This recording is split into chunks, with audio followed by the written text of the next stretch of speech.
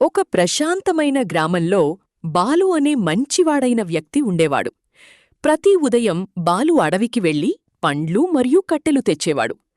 ఒకరోజు అతడు ఒక చిన్న జింక చెట్టు కొమ్మ కింద చిక్కుకుని భయంతో వణుకుతుండటం చూశాడు. బాలు జాగ్రత్తగా ఆ కొమ్మను తొలగించి జింకకు నీరు మరియు ఆకులిచ్చాడు. కొంతసేపటికి జింక కోలుకుని ఆనందంగా అడవిలోకి పరుగెత్తింది. కొన్ని రోజుల తర్వాత భారీ వర్షంలో బాలు మళ్లీ అడవికి వెళ్లాడు. కాని మార్గం తప్పిపోయి భయపడిపోయాడు. అప్పుడు అదే జింక వచ్చి సురక్షితమైన దారిని చూపిస్తూ బాలును గ్రామానికి తీసుకెళ్ళింది. అప్పుడు బాలు చేసిన మంచి పనికి మంచి ఫలితం తిరిగి వస్తుందని అర్థం చేసుకున్నాడు. ఆ రోజు నుండి బాలు అడవి జంతువులను కాపాడుతూ గ్రామస్తులకు ప్రకృతి మరియు జంతువులను ప్రేమించమని చెప్పేవాడు.